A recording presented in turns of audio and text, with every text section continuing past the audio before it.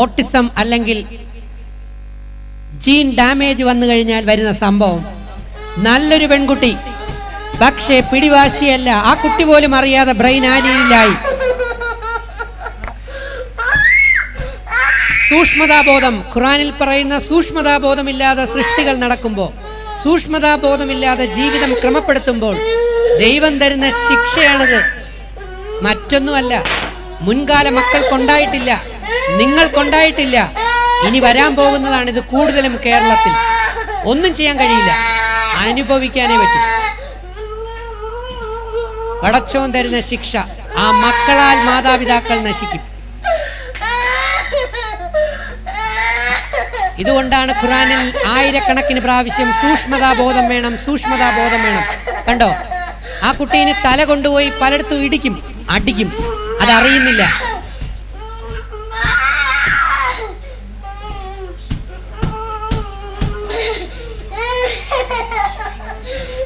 Autism. സമയമില്ല, ഞാൻ ചുരുക്കുന്നു. അടുത്ത ഒരെണ്ണം കൂടെ കാണിച്ചു തരാം. ദാ, ഇനി ജനിക്കാൻ പോകുന്ന മക്കൾമാരുടെ അവസ്ഥ. ജനിച്ചു കഴിഞ്ഞു ഇപ്പൊ തന്നെ. ചില സ്ഥലങ്ങളിൽ കുട്ടി ഇത്രേ കാണൂ, സൈസ്, ബക്കറ്റിനകത്തിരുത്താം. 5500 കുട്ടികൾ ജനിച്ചു കഴിഞ്ഞു. ബ്രസീലിൽ ഒരു പുതിയ രോഗം വരുന്നു, ഇന്ത്യ ഉൾപ്പെടെയുള്ള രാജ്യങ്ങൾ ഭീതിയോടെ സിക്ക വൈറസ്. വൃത്തിയും ശുദ്ധിയും ഇല്ലാത്ത വീടുകളിൽ വരുന്നു. ചിക്കൻ ഗുനിയ പോലെ, ഡെങ്കിപ്പനി പോലെ സിക്ക വൈറസ്. ആ വൈറസ് അറ്റാക്ക് ചെയ്തു കഴിഞ്ഞാൽ ജനിക്കുന്ന കുട്ടി എന്ന് പറയുന്നത് ഈ തരത്തിൽ. ബ്രസീൽ ഡെങ്കിപ്പനി പോലുള്ള ഒരു തരം പനിയാണ് സിക്ക. സാധാരണ ഗുരുതരമാകാറില്ല. കുഞ്ഞുങ്ങൾ അണ്ടർ വെയിറ്റ് ആയി മാറും. ബ്രസീലിൽ ചെറിയ ശുദ്ധി വൃത്തി ഉള്ള വീടുകളിൽ മാത്രമേ ദൈവം വസിക്കൂ എന്ന് പ്രവാചകൻ പഠിപ്പിച്ചു. പല തലങ്ങളിലും വാക്സിൻ ഇല്ല, ഒന്നും മരുന്നില്ല. ഇതിനൊന്നും വേറെ വഴിയില്ല. ഇതിനുള്ള ഏക വഴി നമ്മളെ ശുദ്ധീകരിക്കുക എന്നുള്ളത് മാത്രമാണ്. നമ്മൾ യഥാർത്ഥത്തിൽ നമ്മുടെ പോയിന്റിലേക്ക് കയറുന്നു. പടച്ചോൻ നിങ്ങളെ സ്പർശിക്കാൻ പോകുന്നു, വളരെ കുറച്ചു പേരെ. നീ ചിക്കൻ കഴിക്കുന്നു, മട്ടൺ കഴിക്കുന്നു, അല്ലെങ്കിൽ ബിരിയാണി കഴിക്കുന്നു, ബീഫ് കഴിക്കുന്നു, പല സാധനങ്ങൾ കഴിക്കുന്നു, സന്തോഷം. നീ കഴിക്കുമ്പോൾ നിന്റെ വീട്ടിൽ രാവിലെയും ഉച്ചയ്ക്കും രാത്രിയും നിന്റെ മാതാപിതാക്കളുണ്ടെങ്കിൽ, നീ കഴിക്കുന്നതിന് മുമ്പ് നിന്റെ ആദ്യത്തെ പിടി സ്വന്തം ഉമ്മയുടെയും വാപ്പയും വീട്ടിലുണ്ടെങ്കിൽ അവരുടെ വായിലേക്ക് വെച്ചു കൊടുത്തതിന് ശേഷം ഡെയിലി ആഹാരം കഴിക്കുന്ന മക്കൾ ഇതിനകത്തുണ്ടെങ്കിൽ സത്യമായെന്ന് കൈപൊക്കി. ആഴ്ചയിൽ ഒരിക്കൽ വെച്ച്, ഞാൻ നിങ്ങളെ സുന്ദരികളെ എന്നാണ് വിളിച്ചത് നേരത്തെ, ആഴ്ചയിൽ ഒരിക്കൽ വെച്ചെങ്കിലും നിങ്ങളുടെ ആഹാരത്തിന്റെ പാത്രത്തിൽ നിന്ന് ആദ്യത്തെ ഒരു ഉരുള പിടി ഉരുട്ടി സ്വന്തം ഉമ്മയും വാപ്പയും ആരെങ്കിലും വീട്ടിലുണ്ടെങ്കിൽ അവർക്ക് ആദ്യത്തെ പിടി കൊടുത്തതിന് ശേഷം സ്വന്തം വയറ് നിറയ്ക്കുന്ന മക്കൾ ഇതിനകത്തുണ്ടെങ്കിൽ അള്ളാഹുവിന്റെ നാമത്തിൽ സത്യമായെന്ന് കൈപൊക്കിയേ. സന്തോഷം. എനിക്ക് 24 വയസ്സിൽ താഴെയുള്ളവരെയാണ് ആവശ്യം. മാസത്തിലൊരിക്കൽ അത് മുടക്കാതെ ചെയ്യുന്നവരുണ്ടെങ്കിൽ ഒന്ന് കൈപൊക്കിയേ. ഇല്ല, ഈ മക്കൾക്ക് നിങ്ങൾ ഈ കോച്ചിങ് കൊടുത്തിട്ടില്ല. ഈ മക്കളെ ഞാൻ കുറ്റം പറയില്ല, പക്ഷെ ഇവരറിയാത്തൊരു കാര്യമുണ്ട്. ഇവരെ സ്നേഹിക്കാത്ത മക്കളായിരിക്കും ഇവർക്ക് ജനിക്കുന്നത്. ഇവർക്കിത് പഠിപ്പിച്ചു കൊടുത്തിരുന്നുവെങ്കിൽ നിങ്ങൾ അതിൽ നിന്ന് രക്ഷപ്പെട്ടേനെ. പക്ഷെ ഇതിൽ ഞാൻ മക്കളെ കുറ്റം പറയുന്നതിന് മുമ്പ് എന്റെ സഹോദരിമാരായ ഉമ്മമാരോട്, അമ്മമാരോട് ഞാൻ ചോദിക്കും, നീ ആഹാരം കഴിക്കുന്നതിന് മുമ്പ് നിന്റെ വീട്ടിൽ നിന്റെ കെട്ടിയവൻ, നിന്റെ ഭർത്താവ് വീട്ടിലുണ്ടെങ്കിൽ നിന്റെ ആദ്യത്തെ പിടി ഉരുള, നിന്റെ ആദ്യത്തെ പിടി ആഹാരം സ്നേഹപൂർവം സ്വന്തം ഭർത്താവിന്റെ വായിലേക്ക് വെച്ചുകൊടുത്ത് മക്കളെ അത് കാണിപ്പിച്ച് പഠിപ്പിച്ച് വളർത്തുന്ന അമ്മമാർ എത്രയുണ്ടെന്ന് എനിക്ക് കാണണ്ട. ആത്മപരിശോധന നടത്തി നോക്ക്. തിരിച്ച് വാപ്പമാരായ ഭർത്താക്കന്മാരോട് മക്കളെ കുറ്റം പറയുന്നതിന് മുമ്പ് സ്വന്തം വീട്ടിൽ ഡൈനിങ് ടേബിളിൽ എല്ലാവരും കൂടെ ഇരിക്കുമ്പോൾ ഇടത് കൈയും വലത് കൈയും കൊണ്ട് മക്കളുടെ വായിൽ കുത്തിക്കയറ്റുന്നതിന് പകരം ഭാര്യയ്ക്ക് ആദ്യത്തെ പിടി ആഹാരം ഉരുട്ടിയോ പിടിച്ചോ അവളുടെ വായിലേക്ക് വെച്ചു കൊടുത്ത് അതിനുശേഷം സ്വന്തം ആഹാരം കഴിച്ച് മക്കളെ കാണിപ്പിച്ചു കൊടുത്ത് ഇത് ചെയ്യുന്ന വാപ്പമാരെത്രമാരുണ്ടെന്നും ആദ്യം പഠിക്കും, മനസ്സിലാക്കുക. ഇത് ഞാൻ പഠിച്ചത് എവിടെന്ന് ചോദിച്ചാൽ പ്രവാചകനായ മുഹമ്മദ് നബി തിരുമേനിയിൽ നിന്നായിരുന്നു. ഐഷയുമായിട്ട് ചപ്പാത്തിക്ക് മാവ് കുഴയ്ക്കുമ്പോ ഐഷ ഇരുന്ന് ചപ്പാത്തിക്ക് മാവ് കുഴയ്ക്കുകയും പ്രവാചകനായ നബി തിരുമേനി ഇരുന്ന് ചപ്പാത്തി പരത്തുകയും ചെയ്തിട്ട് അവര് കുടുംബത്തിൽ കഴിക്കാനിരിക്കുമ്പോൾ പ്രവാചകനായ നബി തിരുമേനി ആദ്യത്തെ പിടി സ്നേഹപൂർവ്വം ഐഷയുടെ വായിലേക്ക് വെച്ച് കൊടുക്കുമായിരുന്നു. നല്ല കാര്യങ്ങൾ എവിടെ കണ്ടാലും എടുക്കാൻ താമസിക്കരുത്. കാരണം നിങ്ങളുടെ വീട്ടിൽ, ഞാൻ ഉറപ്പിച്ചു പറയുന്നു, ഇവിടെ ഇരിക്കുന്ന ധാരാളം പേരുടെ വീട്ടിലും കഴിഞ്ഞ 5 വർഷത്തിനകത്ത് അള്ളാഹു പടച്ചോൻ കാലുകൊണ്ട് കുത്തിയിട്ട് പോലും ഉണ്ടാകില്ല. ഞാൻ സത്യമായി തന്നെ പറയുന്നു, എന്റെ സഹോദരങ്ങളെ, സഹോദരിമാരെ, സഹോദരന്മാരെ, കഴിഞ്ഞ 5 വർഷത്തിനുള്ളിൽ നിങ്ങളിൽ പലരുടെയും വീടുകളിൽ ദൈവം പ്രവേശിച്ചിട്ടില്ല. അവിടെ പ്രവേശിച്ചിട്ടുള്ളത് പിശാച് ചെകുത്താൻ ഗുസ്തിക്കാരന്മാർ മാത്രമാണ്. ഞാനിത് പറയുമ്പോ ചില ഉമ്മമാരുടെ മുഖം സംശയത്തോടെ എന്നെ ഇങ്ങനെ വെടിവെച്ച് കൊല്ലാൻ തക്ക രീതിയിൽ നോട്ടം നോക്കുന്നു. എനിക്കത് തെളിയിക്കാൻ പറ്റും ഉമ്മ, അത് കാണണ്ടേ? ഇവിടെ അള്ളാഹുവിന്റെ സാന്നിധ്യമുണ്ട്, ദൈവ സാന്നിധ്യം. കള്ളം പറഞ്ഞാൽ ശിക്ഷയും, സത്യം പറഞ്ഞാൽ പുണ്യവും. സൈലൻസ് എന്ന് പറഞ്ഞാൽ പോലും അറിയില്ല, സംസാരിക്കാതിരിക്കാൻ.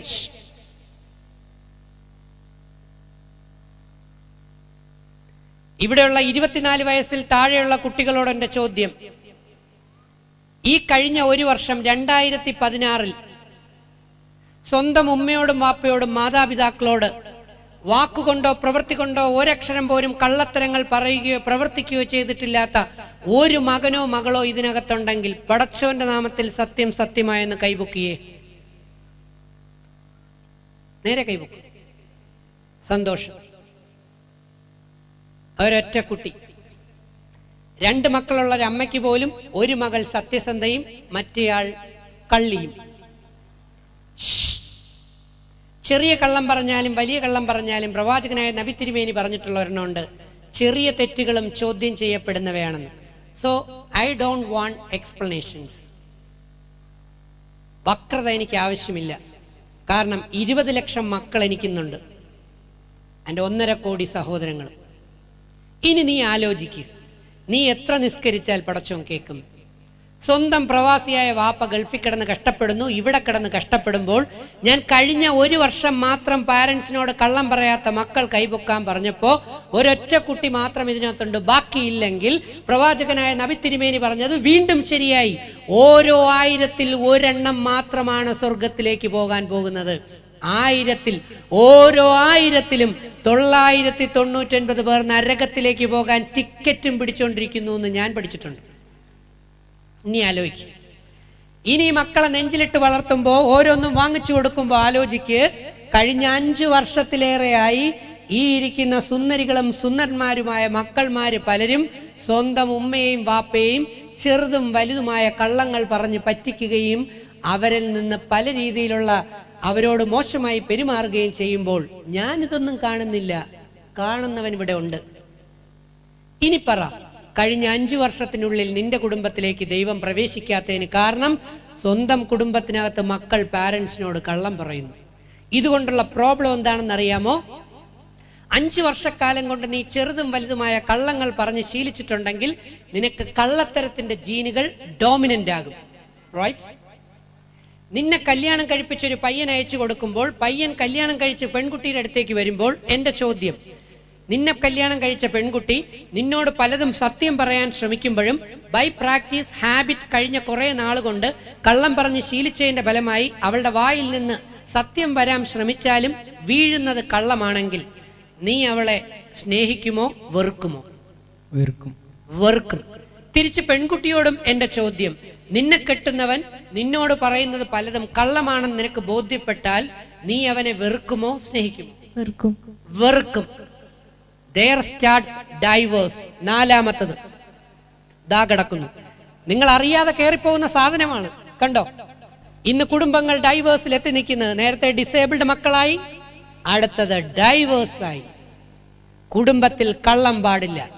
ഞാൻ പറഞ്ഞതല്ല, വിശുദ്ധ ഖുർആൻ പറഞ്ഞതാണ്. ജീവിതം ഏറ്റവും കൂടുതൽ നന്നായി വിജയിപ്പിക്കാൻ പറ്റുന്ന ഒരു മതഗ്രന്ഥം. കുടുംബത്തിൽ കള്ളം പാടില്ല. ഡൈവേഴ്സിന് കാരണങ്ങളിലെ ഒന്ന് മൂല്യങ്ങൾ ചോർന്നു പോകുന്നു. ഉമ്മയെ പറ്റിക്കുന്നു, വാപ്പയെ പറ്റിക്കുന്നു. അങ്ങനെ പോകുമ്പോൾ നാളെ കെട്ടുന്നവനെയും പറ്റിക്കും, കെട്ടിയവളെയും പറ്റിക്കും. അള്ളാഹുവിന്റെ നാമത്തിൽ എന്റെ ചോദ്യം, ഇന്നലെ വരെ നിന്റെ സാറുമാരായ ഗുരുക്കന്മാരോടും ഉസ്താദുമാരോടും ഒരക്ഷരം പോലും കള്ളത്തരങ്ങൾ പറയുകയോ പ്രവർത്തിക്കുകയോ ചെയ്യാതെ പഠിച്ചിട്ടുള്ള വിദ്യാർത്ഥികളുണ്ടെങ്കിൽ സത്യം സത്യമായെന്ന് കൈപൊക്കിയേ പടച്ചോന്റെ നാമത്തിൽ. അപ്പൊ കള്ളത്തരത്തിന്റെ ജീൻ സ്ട്രോങ് ആയി. ഇനി നിങ്ങൾ ആലോചിച്ച് നോക്കൂ, നിങ്ങൾ ഉണ്ടാക്കിയ പണം മുഴുവൻ എങ്ങോട്ട് പോകുമെന്ന് അപ്പൊ ബോധ്യപ്പെടും. മോനെ, ഇതാണ് ഇത്രയും നേരമായിട്ട് അള്ളാഹു നിങ്ങളെ ആരെയും സ്പർശിക്കാത്തത്. അള്ളാഹു നിന്നെ സ്പർശിച്ചിരുന്നുവെങ്കിൽ ഇപ്പൊ തന്നെ ആ കൊച്ചിന്റെ വിഷമം കാണുമ്പോൾ, ആ അമ്മയുടെ വിഷമം കാണുമ്പോൾ നിന്റെ കണ്ണുകളിൽ നിന്ന് ഒരു തുള്ളി താഴോട്ട് ഉരുണ്ട് വന്നേനെ. അതുകൊണ്ടാണ് ബൈബിളിൽ ഈസാ നബി പഠിപ്പിച്ചത്, യേശുദേവൻ പഠിപ്പിച്ചത് മത്തായി 5:7, കരുണയുള്ളവൻ ഭാഗ്യവാൻ, അവന് കരുണ ലഭിക്കും. 5:8, ഹൃദയശുദ്ധിയുള്ളവൻ ഭാഗ്യവാൻ, അവന് ദൈവത്തെ ലഭിക്കും എന്ന്. ശരിയാണോ? ആണോ? ഹൃദയശുദ്ധി ഉള്ളവന് മാത്രമേ ദൈവത്തിനെ ലഭിക്കൂ. 13 വർഷം മുമ്പ് ഞാൻ ഫ്രോഡായിരുന്നു, ഞാൻ കള്ളനായിരുന്നു, തരികിടയായിരുന്നു, സൂത്രശാലിയായിരുന്നു, വേണമെങ്കിൽ ഒരു രത്നാകരനായിരുന്നു, രാമായണം എഴുതിയ വാൽമീകിയുടെ ആദ്യത്തെ. പക്ഷെ ഇന്ന് ഈ നിമിഷം 99.9% ഞാൻ സത്യസന്ധതയിൽ എത്തിയത് കൊണ്ടാണ് എന്നെ സഹോദരങ്ങൾ ഇഷ്ടപ്പെടുന്നത്. മറ്റുള്ളവരുടെ ഹൃദയത്തിൽ ജീവിക്കാനുള്ള ഒരേ ഒരു വഴി സത്യസന്ധത. അതുകൊണ്ടാണ് സത്യവിശ്വാസി എന്ന് ഖുർആൻ മനസ്സിലാക്കി പഠിക്കുന്ന വ്യക്തികൾക്ക് ഇട്ടയ്ക്കുന്ന പേര്. അല്ലാതെ ഇട്ടയ്ക്കുന്ന പേര് കൊണ്ട് അവൻ സത്യവിശ്വാസിയാകില്ല. ഇനി ആലോചിക്കും, ആരാ നീ? സ്വന്തം ഉമ്മയെ കഴിഞ്ഞ 5 വർഷം കൊണ്ട് കള്ളം പറഞ്ഞ് പറ്റിച്ചുകൊണ്ടിരിക്കുന്നവർ. ആരാ നിങ്ങൾ? കഴിഞ്ഞ 5 വർഷം കൊണ്ട് അച്ഛനെ വാപ്പയെ പറ്റിച്ചുകൊണ്ടിരിക്കുന്നവർ. എന്നാൽ നിങ്ങൾ മാതാപിതാക്കളോട് ഞാനൊന്ന് പറയട്ടെ, ഈ ഇരിക്കുന്ന കുട്ടികളെല്ലാം സത്യസന്ധരാണ്. ഈ സാർ എന്താ പറയുന്നത്? നേരത്തെ പറഞ്ഞു ഇവര് കള്ളരാണെന്ന്, ഇപ്പൊ പറയുന്നു ഇവർ സത്യസന്ധരാണെന്ന്. ഈ ഇരിക്കുന്ന കുട്ടികൾ 24 വയസ്സിൽ താഴെയുള്ള എല്ലാരും സത്യസന്ധരാണ്. ഇവരെന്തുകൊണ്ട് എന്നോട് കള്ളം പറഞ്ഞില്ല? ഇവർ അടിസ്ഥാനപരമായി കള്ളം പറഞ്ഞ് ശീലിച്ച് ഉറച്ചു പോയവരാണെങ്കിൽ അവർക്ക് എന്നെയും പറ്റിച്ചൂടായിരുന്നോ? അപ്പൊ ഇപ്പോഴും ഇവരിൽ നന്മ ബാക്കിയുണ്ടെന്നുള്ളതാണ് അതിന്റെ അർത്ഥം. ശരിയല്ലേ? ഇനി വിചാരിച്ചാലും നീ രക്ഷപ്പെടും, ഇന്നു മുതൽ വിചാരിച്ചാലും രക്ഷപ്പെടും. പക്ഷേ നീ നിന്റെ ഉമ്മയെ പറ്റിച്ചതിന്റെയും വാപ്പയെ പറ്റിച്ചതിന്റെയും പണി നിനക്ക് വരും.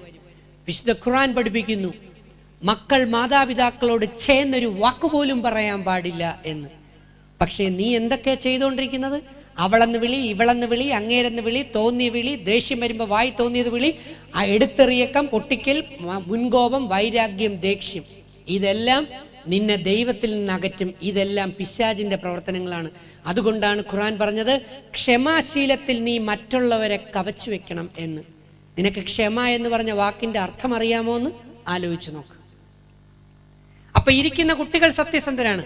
മക്കളെ, ഇന്നു മുതൽ നിന്റെ സത്യസന്ധതയുടെ ജീൻ നീ ഉണർത്തിയില്ലെങ്കിൽ നിനക്ക് ജന്മം കൊണ്ട് തന്നെ കള്ളം പറയുന്ന ഡോമിനന്റ് ജീൻ വന്ന മക്കൾ വരും. ഇത്രയും നേരം പറഞ്ഞ ഡോമിനന്റ് നിനക്ക് മനസ്സിലായെങ്കിൽ ഈ ഡോമിനന്റും നിനക്ക് മനസ്സിലാവാതിരിക്കില്ല. അങ്ങനെ സൃഷ്ടി കൊണ്ട് നീ കള്ളത്തരത്തിന്റെ മക്കളെ സൃഷ്ടിച്ചിട്ട് പിന്നെ മക്കളെ കുറ്റം പറയാൻ നടക്കരുത്.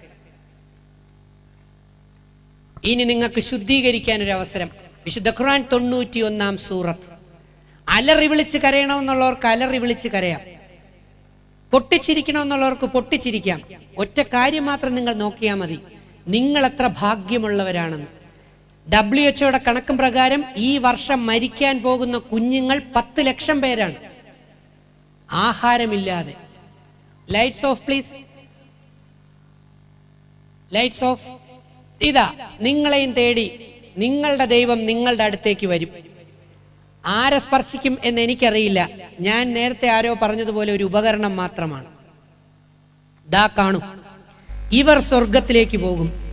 ഞാൻ പറഞ്ഞതല്ല, യേശുദേവൻ. അതിനു മുമ്പൊരെണ്ണം, നൂഹ് നബി തന്റെ സത്യനിഷേധിയായ മകനെ വിളിച്ചു പറഞ്ഞു, ദാ ഇപ്പൊ വെള്ളപ്പൊക്കം വരും, നീ കൂടെ ഈ വള്ളത്തിൽ കപ്പലിൽ കേറ് എന്ന്. നമ്മളുടെ ചേട്ടനായ നൂഹ് നബിയുടെ മകൻ പറഞ്ഞു, എന്ത് പറഞ്ഞു? ഞാൻ വലിയ മലയുടെ കുന്നിന്റെ മോളിൽ കയറി ഇന്ന് രക്ഷപ്പെട്ടോളാം, എനിക്ക് താല്പര്യമില്ല നിങ്ങളുടെ ഈ കപ്പലിൽ കയറാൻ. ആ നബി തിരുമേനി അള്ളാഹുവിനെ വിളിച്ചു പറഞ്ഞു, നീ എന്റെ കുടുംബത്തിനെ കാത്തുകൊള്ളാമെന്നല്ലേ പറഞ്ഞത്?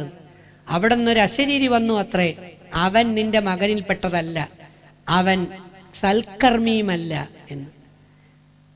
ബാക്കിയുള്ളവർ കയറിപ്പോയി. അപ്പം ഓർക്കുക, ദൈവം ഇച്ഛിക്കണമെങ്കിൽ നമ്മൾ അതിനനുസരിച്ച് അനുയോജ്യരായിരിക്കണം, അകം വൃത്തിയായിരിക്കണം.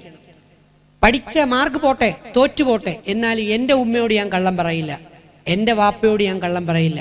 ദാ ഇതൊന്ന് കണ്ടു നോക്കിയോ. ഇവരെല്ലാം സ്വർഗത്ത് പോകുമെന്ന് യേശുദേവൻ പറയുന്നു. ധനികൻ ഒരു കാലത്തും സ്വർഗത്ത് പ്രവേശിക്കില്ല. അതിനേക്കാൾ എളുപ്പം ഒട്ടകം സൂചിക്കുഴയിലൂടെ പോകാൻ. ദാ കണ്ടോ, നിങ്ങൾ നേരത്തെ പറഞ്ഞു ചിക്കൻ കഴിക്കുന്നു, ബിരിയാണി കഴിക്കുന്നു, ഷവായി കഴിക്കുന്നു, ഷവർമ കഴിക്കുന്നു, നൂഡിൽസ് കഴിക്കുന്നു, പൊറോട്ടയാണ് ക്യാൻസറിന് കാരണങ്ങളിലെ ഒന്ന്, ഷുഗർ കൂടുന്നതിന് കാരണം. പൊറോട്ട ഒരിക്കലും കഴിക്കാൻ പാടില്ല.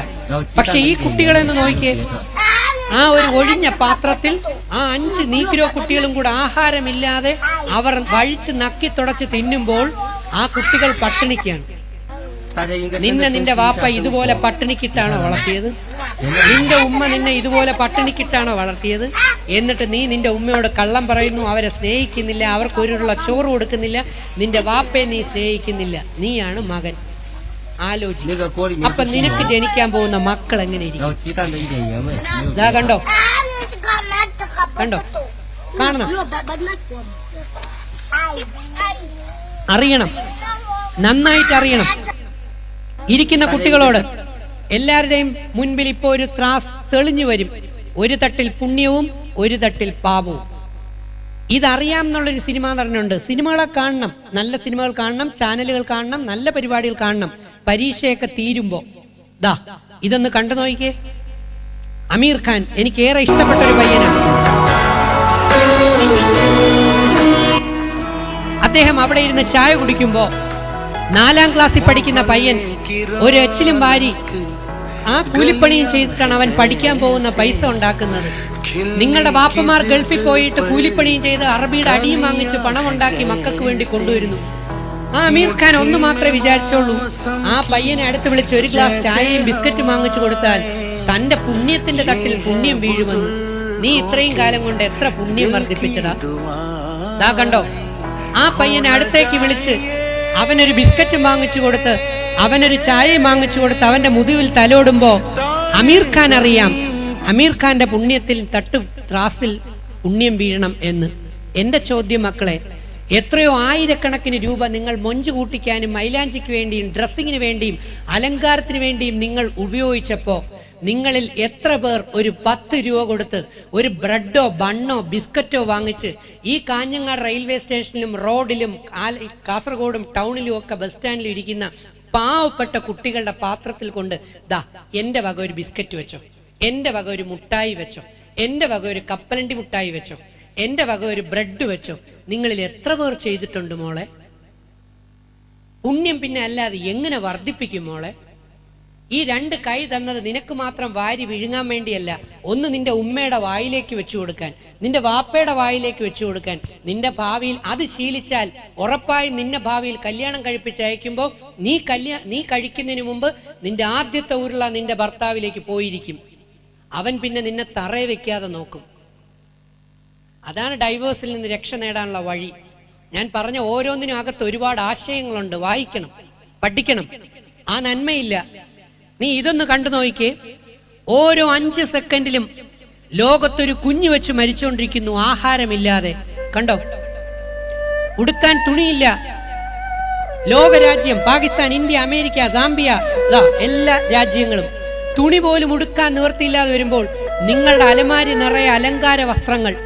എത്രമാത്രം വസ്ത്രം നിന്റെ അച്ഛൻ വാപ്പയെ പൊങ്ങയ്ക്ക് പിടിച്ച് നീ വാങ്ങിച്ചു? എന്നാൽ നീ ഇന്ന് വരെ വാപ്പയ്ക്കൊരു നല്ല ഷർട്ടുണ്ടോ എന്ന് നീ ചോദിച്ചിട്ടുണ്ടോ? കാണു, ഒരു തുള്ളി ആഹാരം പോലും കഴിക്കാൻ നിവർത്തിയില്ലാത്ത 10 ലക്ഷം കുട്ടികൾ ഈ വർഷം മരിക്കും. കണ്ടോ, every 5 seconds a child dies from hunger. കണ്ടോ, പാല് പോലും കൊടുക്കാൻ ആരോഗ്യമില്ലാത്ത അമ്മമാർ. കണ്ടു നോക്കിക്കേ, every 5 seconds we do nothing. വികലാംഗരായ മക്കൾ ജനിക്കുന്നു, നമുക്കൊന്നും ചെയ്യാൻ കഴിയുന്നില്ല. അവിടെയാണ് പ്രവാസി കൂട്ടായ്മകൾ. അവർ കടന്ന് കഷ്ടപ്പെട്ടുണ്ടാക്കുന്ന പണം കൊണ്ടുവന്ന് ഇതുപോലെയുള്ള പരിപാടികളും പിന്നെ കല്യാണങ്ങൾ നടത്തി കൊടുക്കലും, അവർ ഈ കല്യാണങ്ങൾ നടത്തി കൊടുക്കലുകളും ബാക്കി ഒരുപാട് ദാനധർമ്മങ്ങളും നടത്തുമ്പോൾ നിങ്ങൾ ചിരിച്ചുകൊണ്ടിരിക്കുന്നു. ഇതാണ് അതിന്റെ ആശയവും അർത്ഥവും. എന്റെ സഹോദരിമാരെ, പെങ്ങന്മാരെ, എത്രയൊക്കെ നിങ്ങളുടെ ഭർത്താക്കന്മാരെ കുറ്റം പറഞ്ഞാലും ഒരു കാര്യം എടുത്തു പറയാതിരിക്കാൻ കഴിയില്ല. എന്താന്ന് ചോദിച്ചാൽ, നിന്റെ വീട്ടിലേക്കുള്ള, നിന്റെ കുടുംബത്തിലേക്കുള്ള പുണ്യത്തിന്റെ ഭണ്ഡാരമായ ആ ത്രാസിലെ പുണ്യം എന്ന് പറയുന്നത് ഉണ്ടാക്കാൻ വേണ്ടി കിടന്ന് ഓടുന്ന പ്രവാസി സഹോദരന്മാരാണ് നിങ്ങളിൽ പലരുടെയും ഭർത്താക്കന്മാർ. നിങ്ങളായി പുണ്യങ്ങൾ എത്ര പേര് വർദ്ധിപ്പിക്കുന്നു എന്ന് എനിക്കറിയില്ല. അപ്പം ആ ഹസ്ബൻഡിന്, ആ വാപ്പയ്ക്ക് പുണ്യങ്ങൾ കൂടുതൽ ചെയ്യാൻ വേണ്ടിയുള്ള ശക്തി പകരാൻ വേണ്ടി, അവരുടെ ബാക്ക് ബോണായിട്ട് നിൽക്കാനും അവർക്ക് ആത്മശക്തി നൽകാനും വേണ്ടി അവരുടെ പുറകെ അവർക്ക് എല്ലാ സഹായങ്ങളും നന്മകളും ചെയ്തുകൊണ്ട് ഉത്തമയായ ഒരു സ്ത്രീക്ക് നിൽക്കാൻ പറ്റുമെങ്കിൽ, ഒരു ഉത്തമയായ പെൺകുട്ടി ഭാര്യ വിചാരിച്ചാൽ തന്റെ ഭർത്താവിനെ കൊണ്ട് സ്വർണ്ണമഴ പെയ്യിപ്പിക്കാന്ന് വിശ്വസിക്കുന്ന ആളാണ് ഞാൻ. അതിനു പകരം നിങ്ങൾ പല ജുവലറിയുടെയും പരസ്യക്കാരുടെയും ഫ്രണ്ടിൽ സ്വർണ്ണമഴ വീഴുമെന്ന് പറഞ്ഞ് പോയി കാവൽ നിൽക്കുന്നു. മിടുക്കിയായ ഒരു പെൺകുട്ടി വിചാരിച്ചാൽ തന്റെ ഭർത്താവിനെ കൊണ്ട് സ്വർണ്ണമഴ പെയ്യിപ്പിക്കാൻ പറ്റും. പക്ഷേ ഗുസ്തിക്കാരിയായ ഒരു പെൺകുട്ടിയാണ് ഭാര്യയെങ്കിൽ ആ ഭർത്താവ് വെറും ഒരു വെജിറ്റബിൾ കഷ്ണം അല്ലെങ്കിൽ ഒരു മരത്തടി മാത്രമായി മാറും. പിന്നെ ലഹരിയുടെ അടിമയാവും. ആലോചിക്കുക. അപ്പൊ നിങ്ങളുടെ കുടുംബങ്ങളിലേക്ക് പുണ്യം വർദ്ധിപ്പിക്കുന്ന പ്രവൃത്തിയാണ് ഈ സംഘാടകർ ഇവിടെ നടത്തിക്കൊണ്ടിരിക്കുന്നത്. ലൈറ്റ് ഇടണമെന്ന് ഞാൻ പറഞ്ഞില്ല, പക്ഷെ ആഗ്രഹിച്ചു. ഇപ്പൊ ഞാൻ മനസ്സിലാഗ്രഹിച്ചു. പടച്ചോൻ എന്നോട് പറഞ്ഞു, നീ ഒന്ന് ലൈറ്റ് ഇട്ട് നോക്ക്, എത്ര പേരുടെ കണ്ണിൽ വെള്ളം വന്നിട്ടുണ്ടെന്ന് അറിയാമെന്ന്. ഞാൻ പറയാതെ ആ മനുഷ്യനെ കൊണ്ട് പടച്ചോൻ അള്ളാഹുവാണ് ഇവിടെ ചെയ്യിപ്പിച്ചത്. ഒരൊറ്റ പെൺകുട്ടികളുടെ കണ്ണുകളിൽ ഒരു തുള്ളി വെള്ളം വന്നിട്ടില്ല എന്ന് പറയുമ്പോൾ you are hard hearted and cruel minded. വിശുദ്ധ ഖുർആൻ 22-ാം സൂറത്തിൽ പറഞ്ഞിരിക്കുന്നതിന് ബെസ്റ്റ് എക്സാമ്പിൾ ആയിട്ടിരിക്കുന്ന നിങ്ങൾക്ക് വരുന്ന മക്കൾ ഈ നിമിഷം വരെ പറഞ്ഞാൽ പിടിവാശിയും മുൻകോപവും നിഷേധത്തരവും ഉള്ള മക്കളായിരിക്കും നിങ്ങൾക്ക് വരാൻ ചാൻസ്. ഇന്ന് നിങ്ങൾക്ക് മനസ്സിൽ മാറ്റം വരുന്നില്ലെങ്കിൽ, ഇവിടെ ഇരിക്കുന്ന ഒരൊറ്റ ആൺകുട്ടികളുടെ കണ്ണുകളിൽ ഒരു തുള്ളി വെള്ളം വരുന്നില്ലെങ്കിൽ നീ ന്യൂ ജനറേഷന്റെ പതിപ്പ് തന്നെയാണ്. നിന്നിൽ പക്ഷേ ഒരല്പം നന്മയുണ്ടെന്ന് പടച്ചോൻ എന്നോട് പറയുന്നു. അതിനാണ് ഞാൻ ഇവിടെ നിൽക്കുന്നത്, ചൂണ്ടിക്കാണിക്കാൻ. ലൈറ്റ് ഇടണമെന്ന് ഞാൻ ആഗ്രഹിച്ചതേ ഉള്ളൂ. അള്ളാഹു കറക്റ്റായിട്ട് അത് ഇടിപ്പിച്ചു. കാരണം 2 ക്ലിപ്പ് കഴിയുമ്പോൾ ഞാൻ പലയിടത്ത് ഇടിപ്പിക്കും. ചിലയിടത്ത് ഈ സമയം ഒഴുക്കാണ്. എത്രയോ സ്ഥലങ്ങളിൽ പെൺകുട്ടികളെ ഒഴുകും, ആൺകുട്ടികൾ അലറി വിളിച്ച് കരയുന്ന സ്ഥലങ്ങൾ ഞാൻ കണ്ടിട്ടുണ്ട്. പക്ഷേ ഈ നാട്ടിൽ, ഈ കാർഗിൽ, അതൊരു യുദ്ധഭൂമി പോലെ തന്നെയാണ്. ഒരു തുള്ളി കണ്ണുനീര് പോലും വന്നതായി കണ്ടില്ല. മീന പീസ്, അതെ, വളരെ സന്തോഷം അദ്ദേഹത്തിന്. അത് ഈ മീന പീസിന്റെ ഏരിയയിൽ ഇരിക്കുന്ന പുതിയ തലമുറയിൽ അവിടെയൊന്നും ഞാൻ കണ്ടില്ല. അവിടെയൊക്കെ ചിലപ്പോൾ നന്മയുണ്ടാകാം. പക്ഷെ ഇവിടെ ഇരിക്കുന്ന 10ാം ക്ലാസ്സിന് താഴോട്ടുള്ള ഒരൊറ്റ ആൺകുട്ടികളിൽ ഒരു തുള്ളി കണ്ണുനീര് പൊടിഞ്ഞില്ല എന്ന് വെച്ചാൽ നിന്നിൽ പടച്ചോൻ സ്പർശിച്ചിട്ടില്ല എന്നാണ് അർത്ഥം. അപ്പൊ നീ ഇനി എത്ര പണിയെടുത്താലായിരിക്കും അള്ളാഹു നിന്നെ സ്പർശിക്കുന്നത്? പക്ഷെ ഇവിടെ ഇരിക്കുന്ന വാപ്പമാരിലും ഉപ്പുപ്പമാരിലും അച്ഛന്മാരുടെയും കണ്ണുകൾ, ഇനി ഈ നിമിഷം നിങ്ങൾ ലെഫ്റ്റും റൈറ്റും ഒന്ന് തിരിഞ്ഞു നോക്കിയേ. You do that. ലെഫ്റ്റും റൈറ്റും തിരിഞ്ഞു നോക്കൂ. ഈ ഷോയിൽ തിരിഞ്ഞു നോക്കാൻ പറഞ്ഞ കണ്ണായിരിക്കില്ല നിങ്ങൾ പലരുടെയും കണ്ണുകളായി കാണുന്നത്. ഇപ്പൊ നിങ്ങളിൽ കുറെ പേർക്ക് കരുണയുടെ കണ്ണുകൾ കാണാൻ പറ്റും. നമ്മൾ വിചാരിച്ചാൽ നമുക്ക് ദൈവത്തിനെ ആവാഹിക്കാൻ പറ്റും. എന്റെ സഹോദരങ്ങളെ, നിങ്ങൾ ദൈവത്തിനെ വീട്ടിലേക്ക് ആവാഹിക്കുന്നില്ലെങ്കിൽ, നിങ്ങളിലേക്ക് ആവാഹിക്കുന്നില്ലെങ്കിൽ ദൈവം എങ്ങനെ നിങ്ങളുടെ വീട്ടിൽ വരും? നിങ്ങൾ ആവാഹിക്കുന്നത് കാജൽ അഗർവാളിനെയാണ്, കത്രീന കൈഫിനെയാണ്, പിന്നെ ദുൽഖർ സൽമാൻമാരെയാണ് മനസ്സുകൊണ്ട് ആവാഹിക്കുന്നത്. അവിടെ പടച്ചോൻ വരില്ല. അവിടെ വരുന്നത് പിശാചിന്റെ ഇമ്പാക്റ്റുകളും. അതാണ് കിടക്കുന്നതും അനുഭവിക്കുന്നതും. ഇരിക്കുന്നതിൽ ബാക്കിലേക്ക് പോയാൽ ചിലപ്പോൾ ഉമ്മമാരുടെ കണ്ണുകളിൽ ഒരു തുള്ളി വെള്ളമുണ്ടാകും. കാരണം ഈ മക്കൾ ഇന്ന് വരെ എനിക്ക് വെള്ളം തന്നിട്ടില്ലല്ലോ സാറേ, സാറ് പറയുന്നത് മുഴുവൻ സത്യമാണല്ലോ എന്ന് ആലോചിച്ചിട്ട്. മക്കൾ ആഹാരം തരണമെങ്കിലും ഒരു ഭാഗ്യം വേണം. Lights off please. ദാ കാണും, വീണ്ടും പടച്ചോൻ സ്പർശിക്കാൻ വീണ്ടും ഒരവസരം. നിന്റെ അകം, നിന്റെ ആത്മാവ്. ഖുർആൻ 91-ാം സൂറത്ത് നാളെ വായിക്കണം പോയിട്ട്. ആത്മാവിനെ സംസ്കരിച്ചെടുക്കുന്നവൻ മാത്രമേ വിജയിക്കൂ. ഇല്ലാത്തവൻ ഇങ്ങനെ ഓടിക്കൊണ്ടേയിരിക്കും. എങ്ങനെ ആത്മാവിനെ സംസ്കരിച്ചെടുക്കുന്നത്? കരഞ്ഞും പുണ്യം ചെയ്തും നന്മ ചെയ്തും അകം ശുദ്ധീകരിച്ചും നന്നായിട്ടെടുക്കും. അപ്പൊ വളരെ റിലീഫ് കിട്ടും. ആ ആത്മാവിലേക്ക് ദൈവം ശക്തി കൊടുക്കും. നമുക്ക് കണ്ടു നോക്കാം. ദാ കാണും, ഹോൾഡ് മീ, നീ എന്നെ കൂടെ പിടിക്കൂ, ഞാൻ നിന്റെ സഹോദരനാണ്. കണ്ടോ, 5 വയസ്സുള്ള ഒരു കുട്ടി, പക്ഷെ ആഹാരമില്ല, വലിപ്പമില്ല. നിന്റെ മക്കളാണ് ഇതുപോലെ ജനിച്ചാലോ? ഈ കുട്ടിയുടെ കണ്ണം നോക്കി. അടുത്ത കുട്ടി, നീ ഹോർലിക്സ് കുടിക്കുന്നു, കോംപ്ലാൻ കുടിക്കുന്നു. ഇത് കണ്ടോ, ആ കുട്ടി ഹോർലിക്സ് കുടിച്ചിട്ടില്ല. ഇതും ഒരു കുഞ്ഞ്, ഒരു അമ്മ പ്രസവിച്ച കുഞ്ഞാണ്. തൊട്ടിലിൽ കിടക്കുന്ന കണ്ടോ, ഒരു തുണി തൊട്ടിലിൽ. നിന്റെ വാപ്പ നിനക്ക് നല്ല തൊട്ടിൽ വാങ്ങിച്ചു തന്ന് കിടത്തി. നിന്റെ ഉമ്മ നിനക്ക് നല്ല തൊട്ടിലും നല്ല പരവതാനിയും വാങ്ങിച്ചു തന്നു, നല്ല കുഷൻ വാങ്ങിച്ചു തന്നു. നിങ്ങളുടെ വീട്ടുകളിൽ നല്ല നല്ല മെത്തകൾ വാങ്ങിച്ചു. ഇത് കണ്ടോ, ലോകത്ത് ഇന്ത്യയിൽ മാത്രം 33 കോടി ജനങ്ങൾ ഒരു നേരത്തെ ആഹാരത്തിന് വകയില്ല. അറിയണം, ഇസ്ലാമിലാണ് ഏറ്റവും കൂടുതൽ നന്മ ചെയ്യുന്ന സഹോദരന്മാരുള്ളത്. 33 കോടി ജനങ്ങൾ ഇന്ത്യയിൽ മാത്രം ഒരു നേരത്തെ ആഹാരത്തിന് വകയില്ല. ലോകത്ത് 105 കോടി ജനങ്ങൾക്ക് ഒരു നേരത്തെ ആഹാരത്തിന് വകയില്ല. കണ്ടോ, അമ്മമാര് മക്കളെയും നെഞ്ചോട് ചേർത്ത് പിടിച്ചുകൊണ്ടിരിക്കുന്നു. കണ്ടോ, കാണണം. അപ്പൊ നമുക്ക് ധാരാളം ഡോക്ടർമാര് വേണം. നിങ്ങളുടെ ഈ മക്കളുടെ ഇടയിൽ നിന്ന് ഡോക്ടർമാർ വരണം, ദൈവത്തിന്റെ ദാസന്മാരായ ഡോക്ടർമാർ. പക്ഷെ ഒരക്ഷരം പഠിക്കുന്നില്ല, പഠിപ്പിക്കുന്നില്ല. പാപ്പയ്ക്ക് വിവരമില്ല, ഉമ്മയ്ക്ക് വിവരമില്ല, അതിനേക്കാളപ്പുറം മക്കൾക്ക് വിവരമില്ലാത്ത രീതിയിൽ അതപ്പതിക്കുന്നു. വിവരം വർദ്ധിപ്പിക്കണമെന്ന് ആഗ്രഹമില്ലാത്തത് കൊണ്ടാണ്. കണ്ടോ, അറിയണം. പക്ഷെ എന്റെ ആഗ്രഹം നിങ്ങൾക്ക് ജനിക്കുന്ന മക്കളെങ്കിലും നല്ല മക്കളായിട്ട് വരണം. ആദ്യം നീ ശുദ്ധി പ്രാപിക്കാതെ നിനക്ക് വരൂല മോളെ. ഇത് ഇന്ന് നാളത്തേക്കുള്ള ക്ലാസ് അല്ല, നിന്റെ ജീവിതകാലത്തിലേക്ക് മുഴുവൻ ആവശ്യമുള്ള ക്ലാസ്സാണ്, ഷോയാണ്. കണ്ടു നോക്ക്. കണ്ടോ, ഈച്ച പൊതിഞ്ഞ മക്കളുണ്ട്, ഈച്ച പൊതിഞ്ഞ മക്കളുണ്ട് സമൂഹത്തിൽ.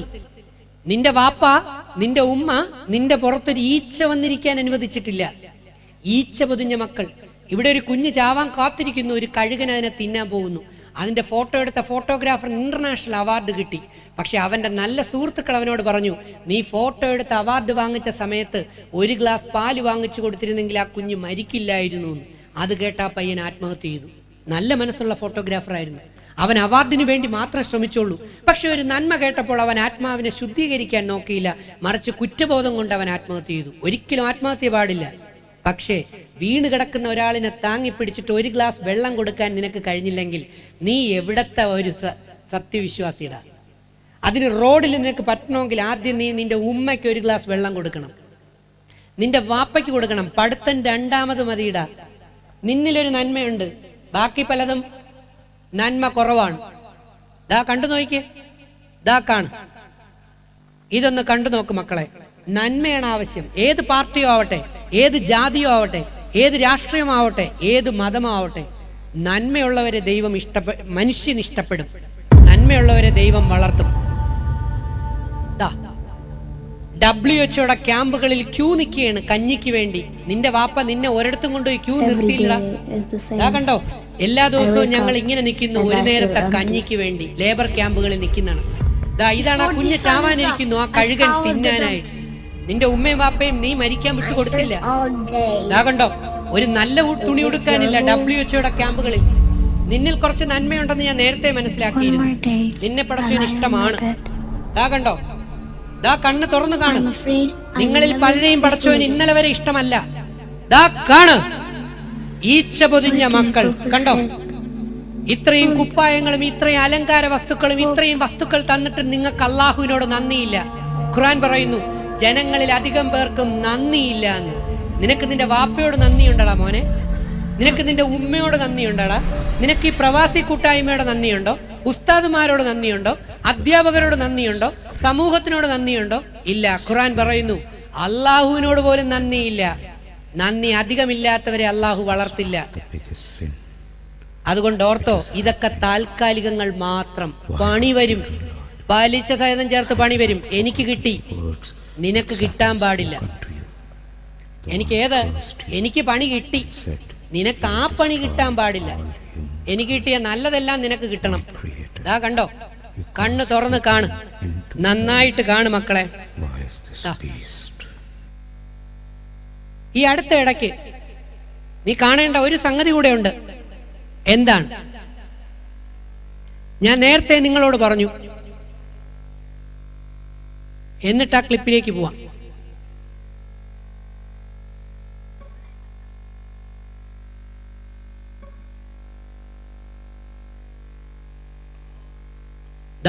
ഇതാണ്.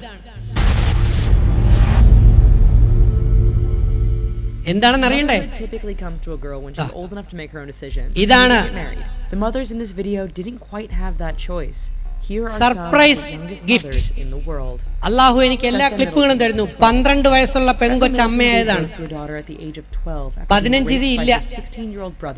യൂറോപ്പിൽ 12 വയസ്സുള്ള പെൺകുട്ടി അവളുടെ സഹോദരനിൽ നിന്നും പ്രഗ്നന്റ് ആയി. 11 വയസ്സുള്ള പെൺകുട്ടി ഉമ്മയായി. അഹങ്കാരിയും അനുസരണയില്ലാതെ നിഷേധികളായി നടക്കുന്ന കുട്ടികളെ, വ്യക്തികളെ പടച്ചോൻ ഇവിടെ നിന്നില്ല. 10 വയസ്സുള്ള ഈ പെൺകുട്ടിക്കാണ് മറ്റൊരു കുഞ്ഞ്. 10 വയസ്സ്. കണ്ണ് തുറന്ന് കണ്ടോളണം. അകത്ത് മൂല്യമില്ല, ദൈവമില്ല, ഖുർആൻ പഠിക്കില്ല, വായിക്കില്ല, നന്മ പ്രചരിപ്പിക്കില്ല, നന്മ കൊടുക്കില്ല. എല്ലായിടവും പ്രണയവും പ്രേമവും സെക്സും. അതിന്റെ ഫലമായി ദാ കിടക്കുന്നു അടുത്തത്. While she is no longer in a relationship with the father, Elena and her mother are raising the baby in Spain. 9 വയസ്സുള്ള പെൺകുട്ടി അമ്മയായി. 9. Wanwisa Janmak was married off at the young age of 8 to a 27-year-old man. At the age of 27 വയസ്സുള്ള ഒരു പുരുഷനിൽ നിന്നാണ്. 2001, Wanwisa gave birth to a baby girl, which was completely legal in Thailand given that she was legally married. Wanwisa's story became അതാ ഞാൻ ചാനലുകളിൽ തർക്കിക്കുമ്പോ തെളിവുകളും കൊണ്ടാണ് ഇറങ്ങുന്നത്. early 21st century. Nuvia VT 9. മറ്റൊരു 9 വയസ്സുള്ള പെൺകുട്ടി ആവശ്യം പോലെ ഉണ്ട്, സമയമില്ല. The poster child for child brides in the early 20s. ദാ Premature menarche at a very young age. A 13-year-old boy from her neighborhood took 13 വയസ്സുള്ള പയ്യനാണ് അച്ഛൻ. thus causing her അടുത്തത്. to become pregnant. She gave birth to a baby girl in Rostov-on-Don. It is unknown whether or not she can. Russia 8 വയസ്സുള്ള പെൺകുട്ടി അമ്മയായത്. ഇതാണ് ആ പെൺകുട്ടി. December 2nd, 1957, അടുത്തത് എനിക്ക് തന്നെ കാണിക്കാൻ മടിയുണ്ട്, അതുകൊണ്ട് ഞാൻ കട്ട് ചെയ്യും. 9 years old. വയസ്സ് മാത്രം കാണിക്കും. 5 വയസ്സുള്ള പെൺകുട്ടി. ഇനിയെങ്കിലും നിങ്ങൾ എന്നെ വിശ്വസിച്ചില്ല എങ്കിൽ വരാൻ പോകുന്ന ദിവസങ്ങളിൽ നിങ്ങൾ നെഞ്ചിലിട്ട് വളർത്തുന്ന മക്കളെ നിങ്ങൾക്ക് നഷ്ടപ്പെടും. പിശാചും ദൈവവും തമ്മിൽ വെച്ചിരിക്കുന്ന മത്സരം അതാണ്. ഭൂമിയിൽ വേണ്ടാത്ത കാര്യങ്ങൾ ശരിയാണെന്നും നല്ലതാണെന്നും അവരെ കൊണ്ട് ഞാൻ തോന്നിപ്പിക്കും. നിന്റെ ജനങ്ങളിൽ മെജോറിറ്റിയെ ഞാൻ വഴിതെറ്റിപ്പിക്കും, ദൃഢവിശ്വാസികളിൽ കുറച്ചുപേരെ ഒഴിച്ച്. സോ ഈ ഏരിയ അങ്ങനത്തെ ഏരിയയാണ്. ഏതേരിയ? കാസർഗോഡ് ഏരിയ. എന്താ കാരണം? പാവപ്പെട്ട പെങ്കൊച്ചുങ്ങളാണ്. പെട്ടെന്ന് വളയ്ക്കാനും പെട്ടെന്ന് നശിപ്പിക്കാനും എളുപ്പമുള്ള നന്മയുള്ള ആൾക്കാരാണ്. മറക്കണ്ട, ശ്രദ്ധിച്ചാൽ നിനക്ക് കൊള്ളാം. പക്ഷെ പടച്ചോന്റെ അനുഗ്രഹം കിട്ടാതെ നിനക്കതിൽ നിന്ന് രക്ഷപ്പെടാൻ പറ്റൂലല്ലോ മോളെ. ദാക്കാണ്. ഇനി നമുക്ക് പോയിന്റിലേക്ക് പോവാം. ഇനി നമ്മുടെ മറ്റേ പോയിന്റിലേക്ക് പോവാം. Lights off please. ഈ അടുത്ത ഇടയ്ക്ക്